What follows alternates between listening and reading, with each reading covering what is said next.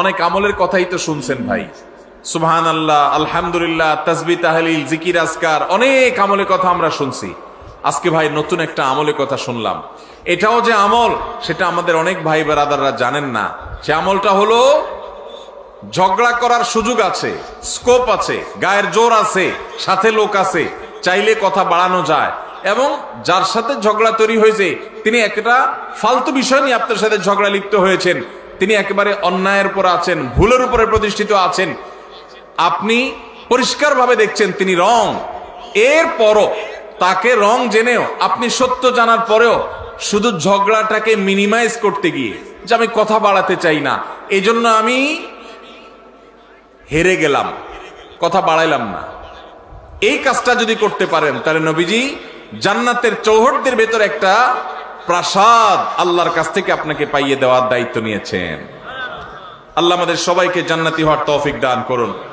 ভাইরা আমার, এই আমলটার প্র্যাকটিস করবেন তো আজ থেকে ইনশাআল্লাহ।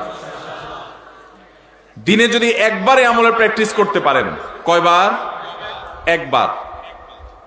এভাবে যদি প্রতিদিন আপনি চেষ্টা করেন যে আমার সহপাঠীর সাথে, স্কুল কলেজে, মাদ্রাসায়, আমার কোনো সহকর্মীর সাথে কর্মস্থলে, কিংবা পরিচিত অপরিচিত যে কোনো মানুষের সাথে কোনো পাবলিক প্লেসে, এমনকি নিজের বাসা বাড়িতে নিজের ঘরের লোকজনের সাথে কথা বাড়াইলেই বাড়ানো যায়। অন্যায়টা সে করছে আপনি জানেন, এরপরও যদি আপনার রাগটাকে হজম করে নেন তাহলে এই পুরস্কার আল্লাহ আপনাকে দিবেন। আপনি দুনিয়া থেকে জান্নাতি, এটার নিশ্চয়তা আল্লাহর কাছ থেকে আপনি করে যেতে পারবেন যদি আপনি ঈমান, ফরজ আমলগুলোর পাশাপাশি এই আখলাকটা অর্জন করেন। চেষ্টা করা যাবে না ইনশাআল্লাহ? মুশকিল কি জানেন? মুশকিল হলো ইবলিস। ইবলিস কি বলবে জানেন? ইবলিস বলবে যে মাথা খারাপ, তুমি যদি এখন জবাবটা না দাও, উনি যে একটা অন্যায় কথা বলল এটার জবাব না দিলে এর মানে তুমি তার অন্যায়টাকে মেনে নিলা। ইবলিস বলবে কি বলবে না? এটারে বলে নেক্সুরত ধোকা। এটারে কি বলে ভাই? নেক্সুরত ধোকা। বুঝেন আপনারা? বুঝেন না? মানে দেখতে মনে হয় যে কাজটা ভালো কাজ, আসলে শয়তানি কাজ। আসলে কি কাজ? শয়তানি কাজ। শয়তান আপনাকে সবসময় উত্তেজিত করবে। শয়তান বলবে না, তোমাকে এখানে কিছু বলতে হবে, না বললে তো তুমি হেরে যাবা, তুমি দুর্বল থেকে যাবা। সে মনে করবে তুমি দুর্বল, শয়তানরে বলতে হবে আমি দুর্বল থাকলাম, আমি হাইরাই গেলাম, আমি মেনেই নিলাম। কেন? কারণ ওই যে নবীজি জান্নাতের গ্যারান্টি দিয়েছেন। জাইম শব্দটি আরবিতে অত্যন্ত গুরুত্বপূর্ণ, অর্থবহ একটা শব্দ। জাইম শব্দের মানে হলো জিম্মাদার, দায়িত্বশীল। নবীজি বলেছেন সে জান্নাত পাবে তা নয়, তিনি বলেছেন আমি দায়িত্ব নিলাম, দায়িত্ব গ্রহণ করলাম, আমি জাইম হলাম ওই ব্যক্তির যেই ব্যক্তি ঝগড়া পরিহার করলো, সে হকের উপর আছে, সত্যের উপর আছে, তারপর সে ঝগড়া করলো না। আল্লাহ আমাদের সবাইকে এই গুণটা অর্জন করার তৌফিক দান করুন। ভাইরা আমার, ঝগড়া এড়াবার চেষ্টা করবো তো ইনশাআল্লাহ। যদি ঝগড়া এড়াইতে পারেন, কথা বললেই কথা বাড়ে।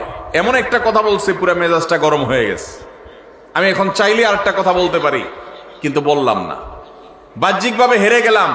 শয়তান কিন্তু উস্কাবে, শয়তান কিন্তু খোঁচাবে, শয়তান কিন্তু উত্তেজিত করবে, বলবে যে আরে মাথা খারাপ, এভাবে যদি হাল ছেড়ে দাও তো সবাই কি মনে করবে? মনে করবে এর দোষ ঠিকই আছে, নাহলে সে চুপ করে চলে গেলে কেন? সবাই মনে করুক আমাকে খারাপ, আল্লাহ আমাকে ভালো মনে করবে ইনশাআল্লাহ। এই গুণটা অর্জন করা যাবে ইনশাআল্লাহ। ভাই, একই হাদিস আবু উমামা বাহির রাদিয়াল্লাহু তাআলা বর্ণনা করেছেন, মুসনাদ সুনান আবু দাউদে বর্ণিত হয়েছে। এই হাদিসের পরের অংশে নবীজি বলেছেন ওয়া বিবাইতিন ফি ওয়াসতিল জান্নাতি লিমান তারাকাল কিযবা ওয়া ইন কানা মাযিহা। যে ব্যক্তি মিথ্যা কখনো বলে না, মিথ্যা কখনো বলে না, এমনকি রসিকতা করে, মজা করেও কখনো, দুষ্টুমি করেও কখনো সে মিথ্যা কথা বলে না। আজকাল যুবকদের মধ্যে দেখবেন দুষ্টুমি করে, হাসতে হাসতে, খেলার ছলে, বিনোদনের ছলে মিথ্যা কথা বলা, এটাকে অপরাধ পর্যন্ত মনে করছে না। মুসলমান সিরিয়াসলি তো মিথ্যা কথা বলবেই না, এমনকি দুষ্টুমি করে, মজা করে, রসিকতা করে মিথ্যা বলতে পারে না। নবীজি বলেছেন কেউ যদি দুষ্টুমি করেও মিথ্যা কথা বলা থেকে পরিহার করে, দুষ্টুমি করতে যাচ্ছে, মিথ্যা বলতে যাবে, আল্লাহর ভয় এসেছে, সে পরিহার করেছে, তার জন্য আল্লাহ নবী সাল্লাল্লাহু আলাইহি ওয়াসাল্লাম বলেছেন জান্নাতের সেন্টার পয়েন্টে আমি তার প্রাসাদের দায়িত্ব নিলাম। এরপরে হাদিসের শেষ অংশে নবীজি বলেছেন ওয়াবিবাইতিন ফি আলাল জান্নাতি লিমান হাসানা খুলুকাহ। যে ব্যক্তি তার আচরণ সুন্দর করবে, কি সুন্দর করবে? আখলাক সুন্দর করবে। তার আচরণটা মধুর মতো হবে, তার কথা থেকে মধু ঝরবে, সবাই তার থেকে মিষ্টতা অনুভব করবে। তার কথার মধ্যে কর্কশ ভাব থাকবে না, বেয়াদবের মতো আচরণ করবে না, অহংকারের মতো আচরণ করবে না, ঝগড়াটে স্বভাবের হবে না, বিনয়ী হবে, বিনম্র হবে, মাটির দিকে চেয়ে চলবে।